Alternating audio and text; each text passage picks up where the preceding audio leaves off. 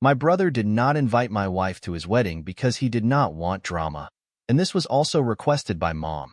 A couple of days ago, I received an invitation that threw me into an emotional tailspin. It was an elegantly designed card, neatly tucked inside a cream envelope with my brother Kevin's name embossed in gold. My brother was getting married. My first instinct was a mix of surprise and excitement, but as I read the card, my heart sank. Michael Carter, you are cordially invited to the wedding of Kevin Carter and Emily Sanders. No mention of Sarah, my wife of 8 years. At first, I thought it was a mistake. Maybe they had forgotten to include her name, but as I scanned the card again, there was no oversight. She wasn't invited. For context, Kevin and I have always had a complicated relationship. He's the charming, extroverted younger brother who never seems to land in trouble. I'm the more responsible one, the one our parents lean on. Kevin and Sarah never got along, but this felt calculated.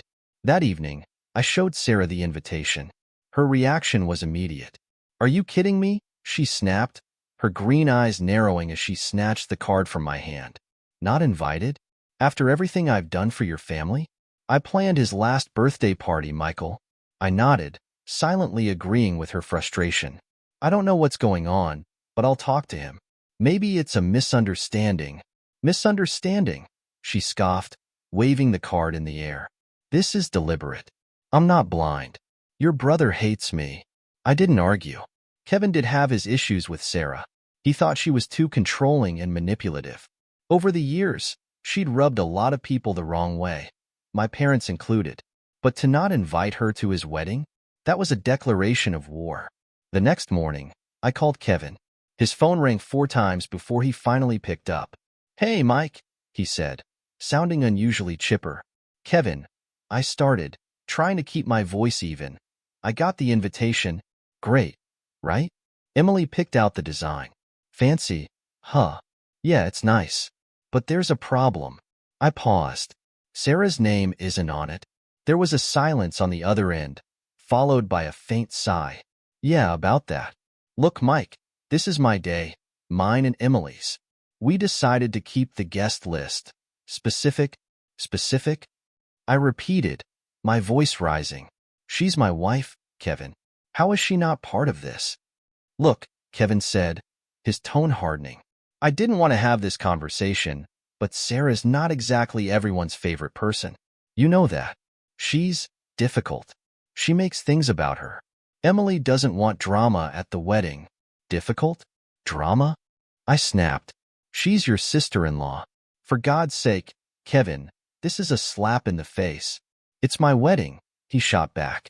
"I'm not obligated to invite anyone who'll make us uncomfortable." I wanted to yell, but I forced myself to stay calm. "You're putting me in an impossible position here. What am I supposed to do? Show up without my wife?" "That's up to you," Kevin said coldly. "But we're not changing the guest list." I hung up the phone feeling angrier than I had in years. How could my own brother do this? When I told Sarah what Kevin said, she didn't look surprised. If anything, she looked vindicated. "I told you he hated me," she muttered, crossing her arms. "He's always had it out for me." "That's not true," I said, though even I didn't believe it anymore. "He's just protective of Emily. He doesn't want drama." "Protective," she said, her voice dripping with sarcasm. "You know what this is really about? He's jealous. He's always been jealous of what we have." That night, we fought. Sarah was insistent that I stand up for her and refused to go to the wedding. I was torn. Part of me knew she was right. This was an insult to both of us. But another part of me couldn't imagine not being there for my brother's big day. Over the next week, the tension between Sarah and me grew unbearable. Every time I walked into the room, she'd be glaring at me or muttering under her breath. Then, one evening, I overheard her on the phone with someone. She was in the kitchen, speaking in hushed tones, but I caught enough to know she was venting about the situation. "He's spineless," she hissed. "I don't even know why I'm surprised anymore. He always takes Kevin's side." I felt a wave of anger wash over me. Spineless? After everything I'd done for her over the years? I stormed into the kitchen, and she quickly ended the call. "Who were you talking to?" I demanded. "None of your business," she snapped, shoving her phone into her pocket. "Don't give me that," I said. "You're talking about me behind my back now? Maybe I wouldn't have to if you actually stood up for me," she shot back. "But no, you're too busy kissing Kevin's ass." The argument escalated until we were both shouting. She accused me of being a coward, and I accused her of being paranoid and toxic. By the time it was over, we were both too angry to even look at each other. The next morning, I decided I needed some space. I called my best friend Liam, someone I could always count on for honest advice. "Man, this is a mess," Liam said after I explained everything. "But honestly, your brother's being a jerk. You can't just uninvite someone's spouse like that. It's disrespectful." "I know," I said, running a hand through my hair. "But Sarah, she's not innocent in this. She's been difficult with my family for years. It's like she goes out of her way to pick fights. So what are you going to do?" Liam asked. "I don't know," I admitted. "If I go to the wedding, I'm betraying Sarah. But if I don't go, I'm betraying my brother." "Sounds like you're screwed either way," Liam said with a laugh. "Good luck with that." As the wedding date approached, I found myself sinking deeper into a pit of anxiety. Every decision felt like the wrong one. Meanwhile, Sarah was becoming more unpredictable. One night, I came home to find her packing a suitcase. "What are you doing?" I asked, alarmed. "I'm going to stay with my sister for a few days," she said curtly. "Maybe you can use the time to figure out where your loyalties lie." Before I could respond, she walked out the door, leaving me alone with my thoughts. I sat down on the couch, staring at the wedding invitation on the coffee table. How had it come to this? The next few days after the blow-up with Kevin were a blur of stress, anger, and confusion. I couldn't let it go. Every time I saw the wedding invitation on the counter, it felt like a slap in the face. Not just to Sarah, but to me as well. Sarah hadn't come back yet from her sister's place, which only made the tension worse. I decided to talk to someone who might be able to shed some light on the situation. My mom. My mom, Evelyn Carter, was the quintessential family matriarch. She had a calm, diplomatic approach to problems, always trying to smooth over the cracks in our messy family dynamic. I drove over to my parents' house one afternoon, gripping the steering wheel so tightly my knuckles turned white. When I arrived, my mom greeted me at the door with her usual warm smile. "Michael, it's so good to see you. Come in, come in. Can I get you something? Tea? Coffee?" "Tea's fine," I said, forcing a smile. I wasn't here for pleasantries, but I knew better than to jump straight into the topic. We sat in the sunlit kitchen, and she placed a steaming cup of tea in front of me. "So, what's on your mind?" she asked, tilting her head slightly, like she already knew the answer. "You probably know why I'm here," I said, staring down into my cup. "It's about Kevin's wedding invitation. Or, more specifically, the lack of Sarah's name on it." Her expression faltered, and she let out a small sigh. "I was afraid this would come up." "Afraid?" "Mom, it's not like this is a minor oversight. Sarah is my wife. She's family. How could she not be invited?" Mom hesitated, tapping her fingers on the table. "Michael, you have to understand. Weddings are complicated. Kevin and Emily have a lot of people they want to include, and they had to make some tough decisions about the guest list." I frowned. "Tough decisions?" "Mom, every other family member's partner is invited." I checked. "Why is Sarah the only one excluded?" Her face flushed, and she avoided my gaze. "It's not personal," she said weakly. "Not personal?" I scoffed. "How can you even say that with a straight face?" "Of course it's personal. Sarah has been part of this family for 8 years. Do you have any idea how humiliating this is for her?" "For me?" Mom looked genuinely pained, but she didn't say anything. That silence spoke volumes. She knew there was more to this than just a restricted guest list, but she wasn't willing to admit it. "Mom," I pressed, my voice harder now. "I need the truth. Why wasn't she invited?" She glanced around the room as if looking for an escape route, then lowered her voice. "Michael, Kevin and Emily were worried about tension. Sarah can be, well, intense sometimes, and they didn't want any drama overshadowing their day." I stared at her, stunned. "So, what? They just decided to preemptively punish her? Punish me? Do you even hear how absurd that sounds?" Before she could respond, the front door opened, and my dad, James, walked in. He looked surprised to see me. "Michael, what brings you here?" he asked, setting his keys down on the counter. "Just talking to Mom," I said stiffly. He gave us a suspicious look, but didn't press further. "Well, don't let me interrupt." He poured himself a glass of water and left the room, but I could still feel his presence looming nearby. My dad had a way of pretending to be uninvolved while listening to every word. "Mom, this isn't just about Sarah," I said, lowering my voice but keeping the edge. "This is about respect. Kevin and Emily have disrespected my marriage, and you're just letting it happen." "Michael," she said softly, "I love Sarah, but you have to admit she doesn't make it easy. There have been incidents." "Incidents?" I repeated. "What incidents?" She hesitated again, clearly weighing her words. "The argument at Kevin's birthday last year, for one. She accused him of stealing your attention and causing problems in your marriage." I groaned. That birthday party had been a disaster, no doubt, but it was hardly justification for this level of exclusion. That was a misunderstanding, and you know it. Kevin antagonized her. "He's not exactly innocent in all this." "I know," Mom said, looking genuinely torn. "But Kevin sees it differently, and so does Emily. They just want their wedding to be a joyful, peaceful day." "At my expense," I said bitterly. I stood up, unable to sit there any longer. "Thanks for the tea, Mom." But this conversation didn't help. As I walked out of the house, I caught a glimpse of my dad watching me from the living room. His expression was unreadable, but I knew he'd heard everything. On the drive home, my mind raced with a mix of anger and betrayal.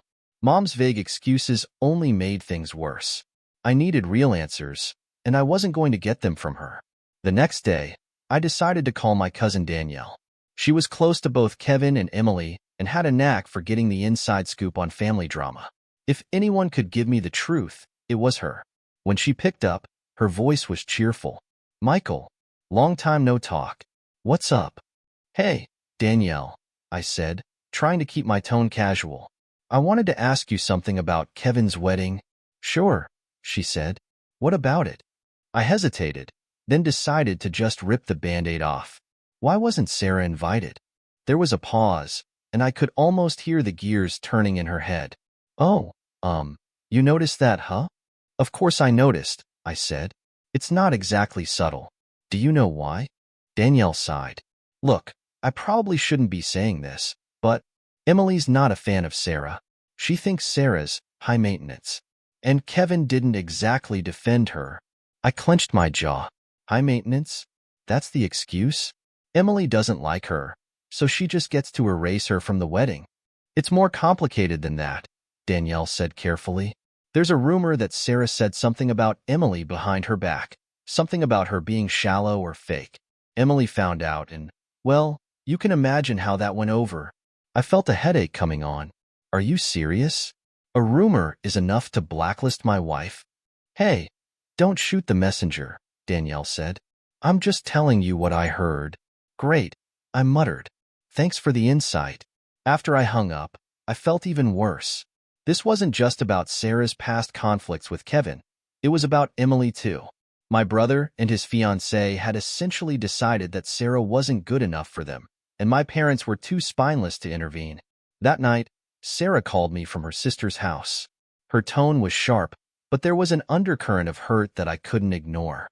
"Have you figured it out yet?" she asked. "Yeah," I said. "It's a mix of things. Kevin, Emily, the whole family.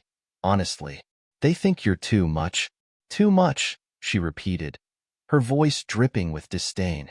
"And what are you going to do about it, Michael? Are you going to let them treat me like this?" I didn't know what to say. The truth was, I felt trapped. No matter what I did, someone was going to end up hurt.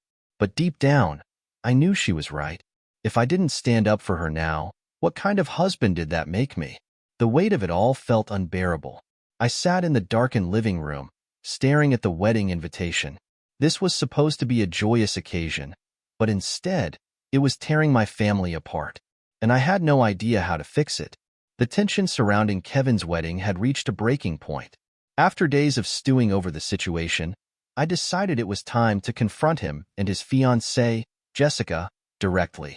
If they were going to exclude my wife, they owed me a real explanation, not vague excuses or whispered rumors. I texted Kevin and asked if we could talk. To my surprise, he responded almost immediately, suggesting we meet the following evening at their apartment. I arrived at their place on edge, my heart pounding as I climbed the stairs to their second-floor unit. Their building was in a trendy part of town, the kind of place that seemed to scream young professionals with disposable income. I knocked on the door, and Jessica answered.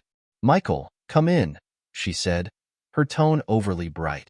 She had always been polished to perfection, from her neatly styled blonde hair to her designer clothes.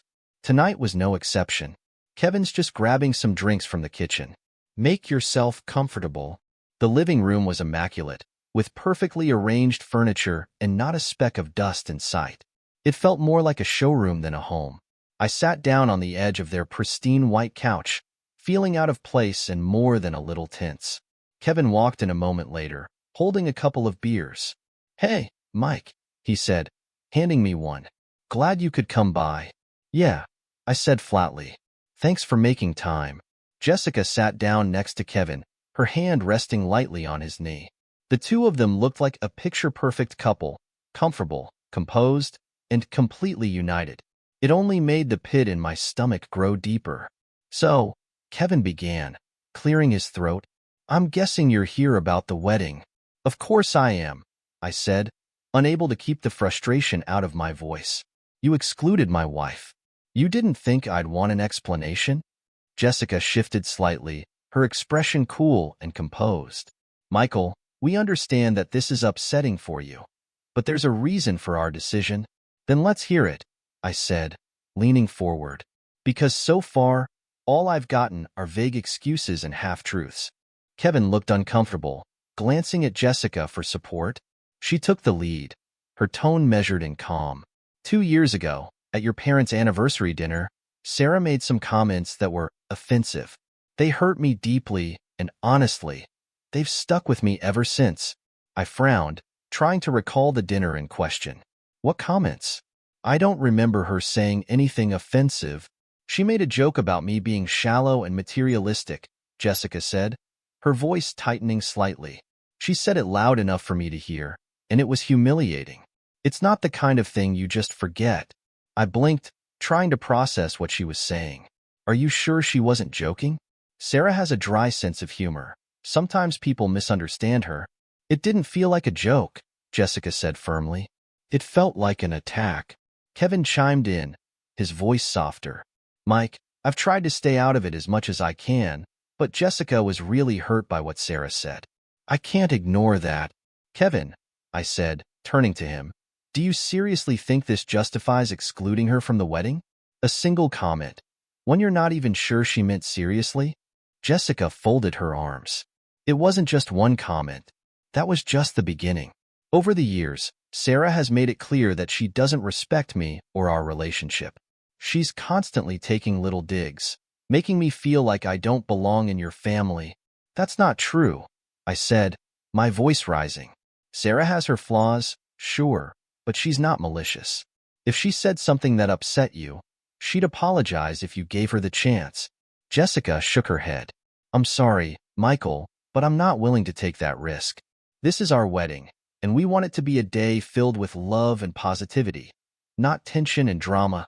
"This is ridiculous," I snapped. "You're punishing Sarah and me for something that could have been resolved with a conversation.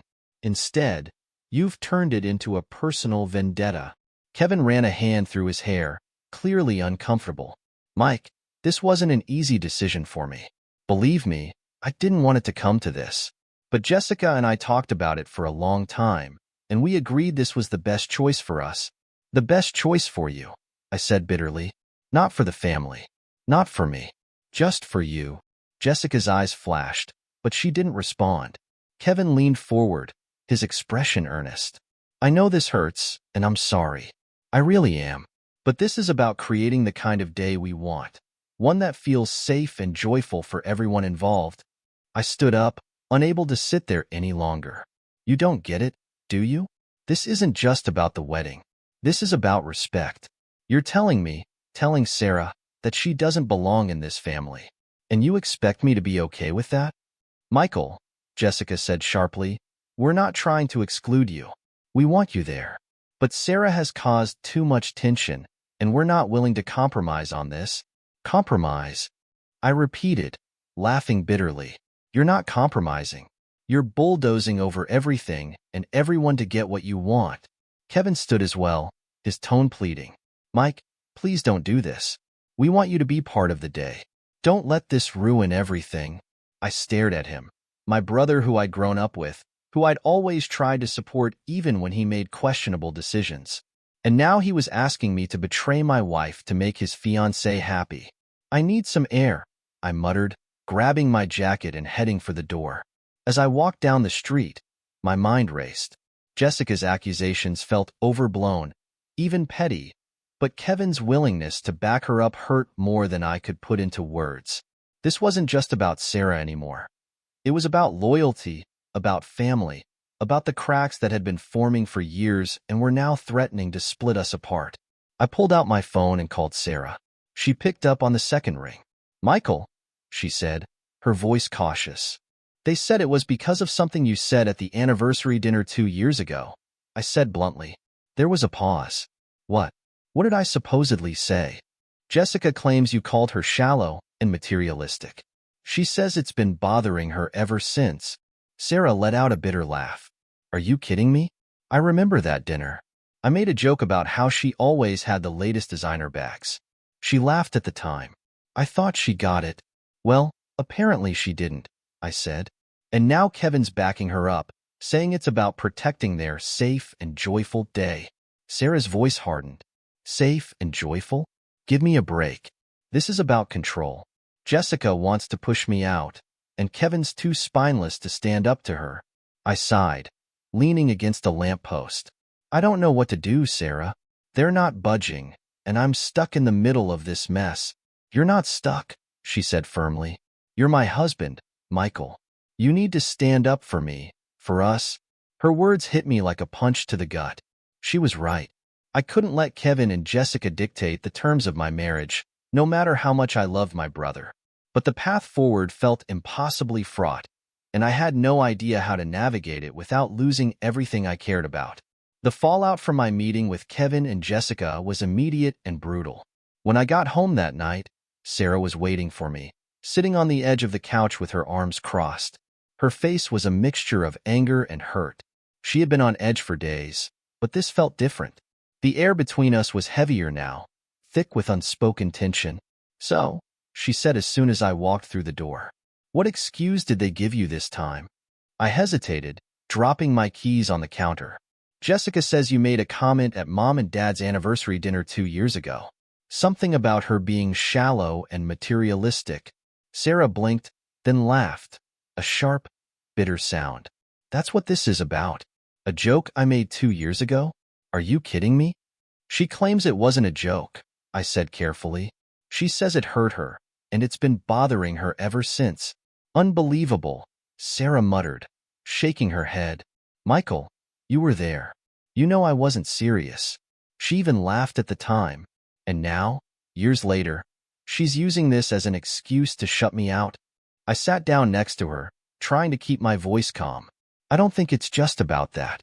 She also mentioned other things. That she feels you don't respect her or their relationship. Sarah's eyes narrowed.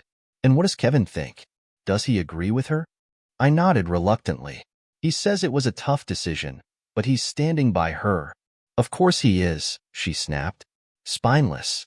He's letting her control everything, and you're letting them walk all over us. That's not fair, I said, my own frustration bubbling to the surface. I've been trying to navigate this mess as best I can, but it's not like I have any real power here. It's their wedding. And what about us, Michael? She shot back. What about our marriage? Are you seriously okay with them treating me like this? Like I'm not even part of the family? I didn't know how to answer. The truth was, I wasn't okay with it. But every step I took to defend Sarah seemed to push me further into conflict with the rest of my family. I felt like I was being torn in two, and no matter what I did, someone was going to end up hurt. Over the next few days, things between Sarah and me went from tense to downright volatile. She was distant and sharp, her frustration bubbling over in snide comments and cold shoulders. I couldn't blame her, but it didn't make it any easier to deal with. Every conversation seemed to circle back to the same question. What was I going to do about the wedding? The breaking point came one evening when I came home from work to find Sarah packing a suitcase. "What are you doing?" I asked, my stomach sinking. "I'm going to stay with my sister for a while," she said curtly, not even looking at me. "Maybe you can use the time to figure out where your priorities lie." "Sarah, come on," I said, my voice tinged with desperation. "You know this isn't what I want." "Then prove it," she snapped, finally turning to face me. Her eyes were red, like she'd been crying. "Stop letting them treat me like I'm nothing." Before I could respond, she grabbed her suitcase and walked out the door. The sound of it closing behind her was deafening. I spent the next few days in a fog of guilt and indecision. I wanted to fight for Sarah, to prove that she was right about my priorities, but I couldn't ignore the weight of my family's expectations. My parents, my aunts and uncles, even distant cousins, everyone seemed to have an opinion, and none of them were on Sarah's side. The final straw came when I received a call from my mom. She rarely called me directly, preferring to text or let Dad handle the phone conversations, so I knew it wasn't going to be good. "Michael," she began, her tone heavy with disappointment, "I've been hearing some concerning things. Is it true you're considering not coming to Kevin's wedding?" I sighed, leaning back against the couch. "Mom, it's more complicated than that." "It's not complicated," she said sharply. "This is your brother's wedding, one of the most important days of his life. You can't just not show up." "Mom, they excluded Sarah," I said, my voice rising.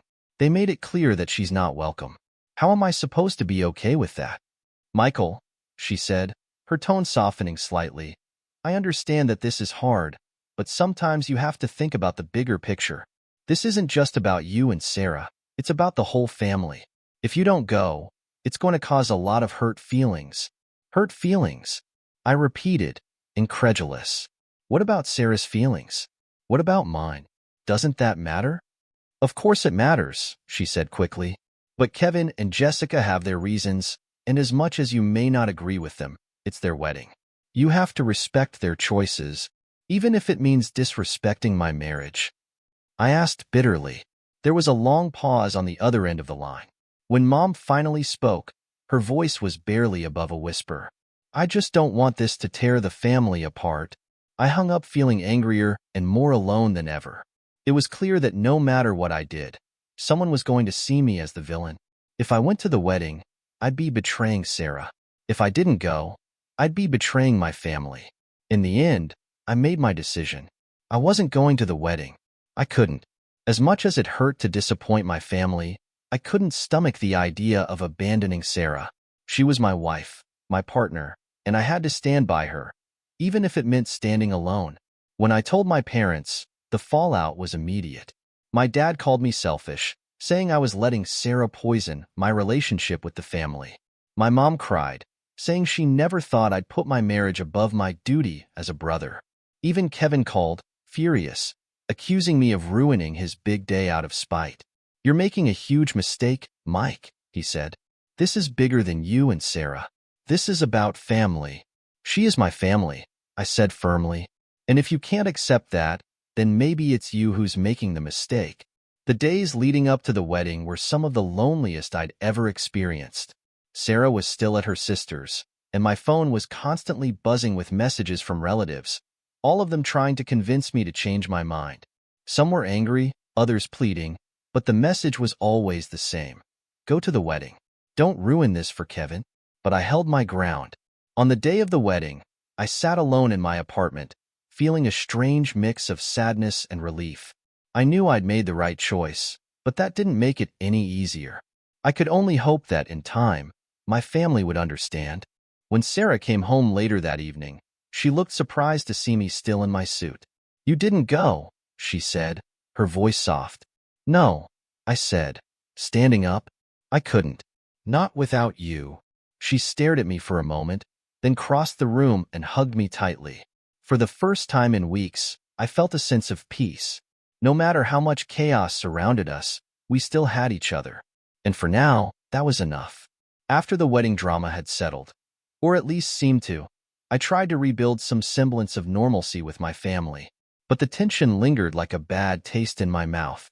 Sarah and I were still navigating the aftermath, and though she was relieved that I had chosen her over attending the wedding, the damage to our relationship wasn't magically undone. She was hurt, bitter, and didn't trust my family, or me, to some extent. And honestly, I couldn't blame her. About a month after the wedding, I got a text from Kevin asking if I wanted to grab a drink. Part of me wanted to ignore it, but the other part, the one that still longed for some kind of resolution, agreed. We met at a low-key bar near his apartment, the kind of place where no one asked too many questions and the drinks were cheap. Kevin was already there when I arrived, nursing a beer. He looked relaxed, maybe even happy, which felt like a slap in the face given the mess he'd created. I slid onto the stool across from him, ordered a drink, and tried to muster some version of small talk. "How's married life treating you?" I asked, keeping my tone neutral. "Good," he said, smiling. "Really good. Emily's settling into her new job, and we're finally getting some time to just breathe, you know?" I nodded, though I didn't really know. My life hadn't felt breathable in months. We chatted about surface-level things for a while, his honeymoon, work, sports, until I couldn't take it anymore. The elephant in the room was too big to ignore. I set my glass down a little harder than I intended and leaned forward. "Kevin," I said, my voice low but firm, "we need to talk about the wedding." He sighed, his shoulders slumping slightly. "Mike, I really don't want to dredge all that up again." "Too bad," I shot back, "because I'm still trying to wrap my head around how you thought it was okay to exclude Sarah. And honestly, I'm not convinced I've gotten the whole story." He hesitated, his eyes flicking to the side like he was looking for an escape route. But there wasn't one. Not this time. "It wasn't just me and Emily," he admitted finally, his voice quieter. "The idea. It started with Mom." My stomach dropped. "Mom?" I repeated, my voice sharper than I intended. "What the hell are you talking about?"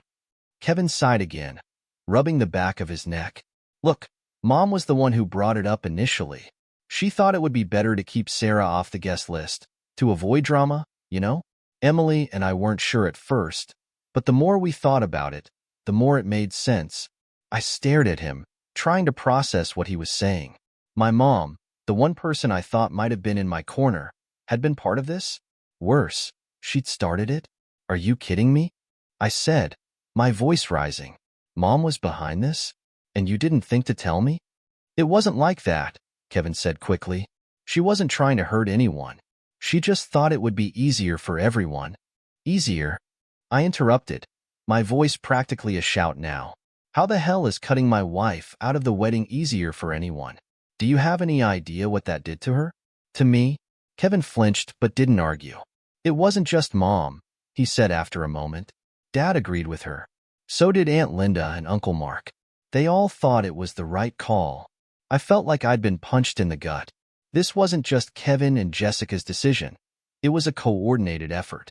My own family had conspired to exclude Sarah, to humiliate her, and by extension, me. "Unbelievable," I muttered, leaning back in my chair. "You all decided to gang up on my wife behind my back, and you didn't think I'd find out?" "Mike, come on," Kevin said, his tone defensive. "It wasn't like that. No one was ganging up on anyone. They were just trying to avoid a repeat of the stuff that's happened in the past." "What stuff?" I snapped. "A couple of arguments? Some sarcastic comments? You're acting like Sarah's some kind of monster, but she's not. She's my wife, Kevin.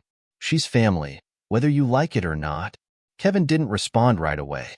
He took a long sip of his beer, avoiding my gaze.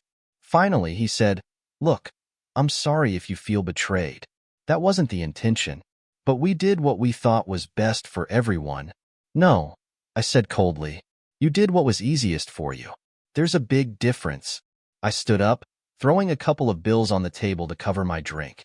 "You know what, Kevin? I'm done. I'm done trying to make sense of this. Done trying to justify it. Done trying to fix something that clearly means more to me than it does to the rest of you." "Mike, wait," Kevin said, standing as well. Don't walk out like this. But I was already heading for the door. I couldn't look at him anymore. When I got home, I sat in my car for a long time, staring at the dashboard. The anger that had fueled me during the conversation with Kevin was fading, replaced by a deep, aching sadness. My own family had turned against me, or at least, that's how it felt. And for what? To avoid drama? To make things easier for themselves? It was a betrayal I wasn't sure I could forgive. When I finally went inside, Sarah was in the living room, scrolling through her phone. She looked up when she saw me, her expression cautious. "How was it?" she asked. I hesitated, then sat down beside her. "Kevin let it slip that Mom was the one who suggested not inviting you." Sarah froze, her eyes widening. "Your mom?" she repeated, her voice barely above a whisper. "Yeah," I said bitterly. And apparently Dad and a few others were on board with the idea too. It wasn't just Kevin and Jessica. It was a whole damn conspiracy. For a moment, Sarah didn't say anything. Then she laughed, a cold, hollow sound that sent a chill down my spine. "I should have known," she said. "Your mom's never liked me. She's always found subtle ways to make that clear. But this is a new low." "I'm so sorry, Sarah," I said, my voice cracking. "I had no idea." "It's not your fault," she said quickly. "But it changes things, Michael. It changes everything." I nodded, knowing she was right. This wasn't just about the wedding anymore. It was about trust, about loyalty, about the people I thought I could count on. And in that moment, I realized something painful. My family wasn't the safe haven I'd always believed it to be. They were just people, flawed and selfish and willing to hurt others to protect themselves. And I wasn't sure how, or if, we could ever come back from that. After the storm of revelations about my mother's role and Sarah's exclusion from Kevin's wedding, things became unbearably awkward in the family. I started dodging calls and avoiding family gatherings altogether. I couldn't bring myself to sit in a room with people who had so casually humiliated my wife and expected me to go along with it. The tension came to a head one Saturday afternoon when my mother showed up unannounced. Sarah was out running errands, and I was in the middle of fixing a leaky faucet in the kitchen when I heard the knock. I opened the door, still holding the wrench, to see Mom standing there, looking unusually disheveled. "Michael," she said, her voice soft, "can I come in?" I didn't want to let her in. I didn't want to hear her excuses or her justifications, but she was my mother, and despite everything, part of me still hoped she had something real to say. I stepped aside, and she walked in, clutching her purse like a lifeline. We sat in the living room. I didn't offer her coffee or tea. I just waited for her to speak. She shifted nervously in her seat, glancing around the room as if looking for an easy way out. "I've been thinking a lot about what happened," she began, avoiding my eyes. "And I want to apologize for my part in everything." I stared at her, waiting for more. "Your part?" I echoed, my voice flat. "You mean the part where you started this whole mess?" She flinched, but to her credit, she didn't try to deny it. "Yes," she said quietly. "I suggested to Kevin and Jessica that it might be better not to invite Sarah. I thought it would keep the peace." "Keep the peace," I repeated, shaking my head. "Do you have any idea how much damage you caused? To Sarah? To me? To this family?" "I wasn't trying to hurt anyone," she said, her voice trembling. "I just thought, after everything that's happened in the past, it might be easier for everyone if—" "Easier for who?" I interrupted. "For you? For Kevin and Jessica? Because it sure as hell wasn't easier for me. Do you know how humiliating it was to have to explain to my wife why she wasn't welcome at her brother-in-law's wedding? Do you know how much pain you caused her?" "I know," she said, tears welling up in her eyes. "I know I made a mistake, Michael, and I'm so sorry. I never meant for things to get so out of hand." Her words sounded hollow, like they'd been rehearsed. There was no real acknowledgement of what she'd done, no genuine understanding of the betrayal I felt. It was just damage control, plain and simple. "I don't think you get it, Mom," I said, my voice low and cold. "This isn't just about the wedding. It's about trust.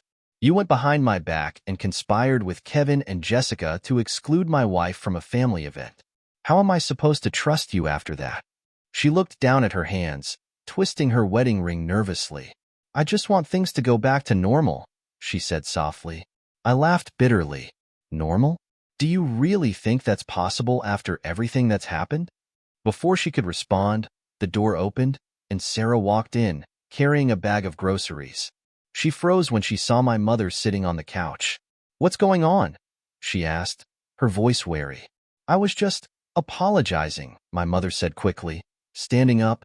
I wanted to tell you both how sorry I am for everything. Sarah set the groceries down on the counter and crossed her arms. And what exactly are you sorry for? She asked, her tone icy. For the way things turned out, my mother said hesitantly. For suggesting to Kevin and Jessica that it might be better not to invite you. Sarah raised an eyebrow. So you're sorry for suggesting it. Not for agreeing with it, not for encouraging it, just for suggesting it. Is that right? I didn't mean for it to hurt you, my mother said, her voice breaking. I was just trying to avoid conflict. You created conflict, Sarah shot back. You didn't avoid anything. You just made it worse. For everyone. The room was thick with tension, and I could see my mother was on the verge of tears. Part of me wanted to step in, to mediate, but I knew this was Sarah's fight to have. She deserved to speak her mind. I think you should go, Sarah said finally, her voice steady but firm. My mother looked at me, her eyes pleading. Michael, please. I think you should go too, I said, cutting her off. We need some space. She nodded, tears spilling down her cheeks. I understand, she said softly. I'll go. After she left, Sarah and I sat in silence for a long time. I wanted to say something to comfort her, but I didn't know how. Everything felt broken. A week later, Kevin reached out again. This time, he wanted to meet at my place. I was hesitant, but I agreed, mostly because I wanted to hear what he had to say. When he arrived, he looked genuinely remorseful. He wasn't the confident, carefree brother I was used to seeing. He looked like someone carrying the weight of guilt. Mike, I owe you a huge apology, he said as soon as he walked in. I screwed up. Big time. I crossed my arms. Yeah, you did, he sighed, running a hand through his hair. I shouldn't have gone along with Mom's idea. I should have stood up for you, for Sarah. But I didn't, and I'm sorry. His apology sounded sincere, and for the first time, I felt a flicker of hope that maybe we could start to mend things. But then he added, Jessica, though, she still thinks we made the right decision. She doesn't think she did anything wrong. I felt the flicker die out. Of course she does, I said bitterly. She gets to play the victim while everyone else deals with the fallout. Kevin looked pained. I'm trying to get her to see things differently, but you know how she is. Once she's made up her mind. Yeah, I said, my voice dripping with sarcasm. I know how she is. The conversation ended on an uneasy note. Kevin's apology was a step in the right direction, but as long as Jessica refused to take responsibility, I didn't see how things could ever fully heal. The fractures in my family felt permanent now, and no amount of half-hearted apologies or superficial gestures could change that. After weeks of turmoil, arguments, and half-hearted apologies from my family, Sarah and I reached a breaking point. We'd spent countless nights lying awake, replaying everything in our minds. The exclusions, the betrayals, the fake apologies. It was exhausting. Every attempt to bridge the gap with my family felt more like rubbing salt into the wound. The tension had seeped into our relationship, too. We were snappier with each other, less patient, more guarded. Something had to change. One evening, as we sat on the couch in our small living room, Sarah spoke up. Michael, she said, her voice quiet but steady. I can't keep doing this. It's eating me alive. I looked at her, really looked at her, and saw how worn down she was. The Sarah I fell in love with, the bright, sharp, funny woman, was still there, but she was buried under layers of hurt and frustration. I know, I said softly. I feel the same way. She turned to face me, her eyes searching mine. So what do we do? How do we move forward? I hesitated, because I didn't have an easy answer. But deep down, I knew the only way forward was to stop looking back. We set boundaries, I said finally. We stop trying to force something that's not working. If they can't respect you, us, then we step away. Her eyes welled up, but she nodded. I don't want to be the reason you lose your family, she said, her voice trembling. But I also can't keep being treated like I don't matter. You do matter, I said firmly, taking her hand. You matter more to me than anything. And if my family can't see that, then that's their problem, not ours. It was a difficult conversation, but by the end of it, we were on the same page. We weren't going to keep bending over backward for people who refused to meet us halfway. We would withdraw from family activities where Sarah wasn't respected, and we would focus on building a life together, on our terms. The first real test of our resolve came 2 weeks later, when my mother called to invite us to a family barbecue. It was one of those big gatherings where everyone showed up, cousins, aunts, uncles, the works. Normally, I would have said yes without hesitation, but this time was different. Will Sarah be welcome? I asked bluntly. There was a pause on the other end of the line. Of course, Mom said, but her tone was hesitant, like she wasn't sure if she meant it. Are you sure about that? I pressed. Because I'm not bringing her somewhere she's going to be treated like an outsider. Michael, no one's going to treat her badly, she said, but I could hear the frustration creeping into her voice. Can't we just have a nice family day without all this tension? There wouldn't be tension if people treated Sarah with respect, I said. But until I'm confident that's going to happen, we're not coming.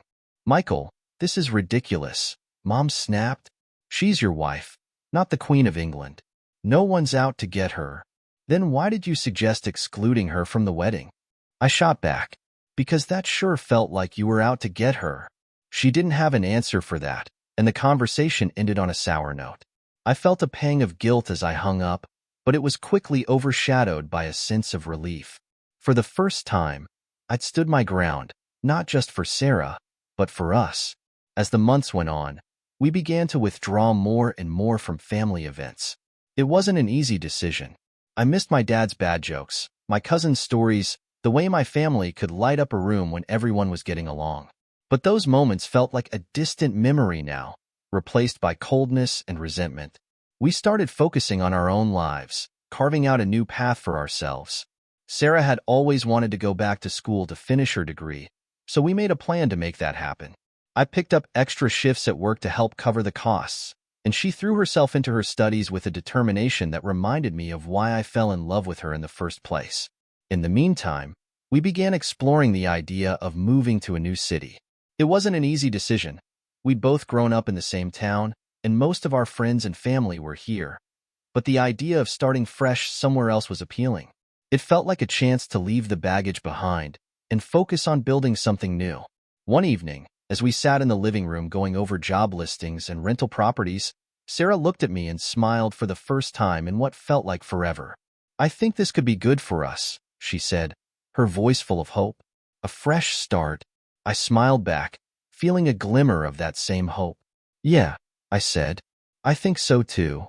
Not everyone in my family took our withdrawal well. My cousin Danielle, who had always been something of a peacemaker, called me one evening to try to talk some sense into me. Michael, she said, I get why you're upset, but cutting everyone off isn't the answer. I'm not cutting everyone off, I said, though even I wasn't sure if that was true. I'm setting boundaries. There's a difference. Boundaries are fine, she said, but this feels more like a wall. Don't you think you're being a little extreme? Danielle, I said, my voice hardening, if you were in my shoes, if your family treated your husband the way mine has treated Sarah, would you just let it slide? She hesitated, and I could tell she didn't have a good answer for that. I just think you're going to regret this, she said finally. Family is important. Sarah is my family, I said firmly. And if the rest of you can't accept that, then maybe you're not as important as I thought. The line went silent for a moment, and when Danielle spoke again, her voice was quiet. I hope you know what you're doing, she said. Then she hung up. I sat there for a long time, staring at my phone. Did I know what I was doing? Some days, I wasn't so sure. But then Sarah would come into the room, smiling and full of life again, and I'd remember why we were doing this. Our decision to set boundaries wasn't without its challenges, but over time, it started to pay off. Sarah and I grew closer, our relationship stronger than ever. We stopped walking on eggshells, stopped worrying about what my family thought, and started focusing on what made us happy. We eventually made the move to a new city, and while it was bittersweet leaving everything behind, it felt like the right choice. We found a cozy apartment in a quiet neighborhood, and for the first time in years, I felt like we were truly building something together. Every now and then, I'd get a text or a call from a family member, trying to test the waters. Some were supportive, others not so much. But I stayed firm in my resolve. Sarah deserved better than what my family had given her, and I wasn't going to let anyone make her feel like less than she was. In the end, it wasn't about choosing between my family and my wife. It was about choosing respect, love, and the life we wanted to build together. And that, I realized, was the best decision I'd ever made.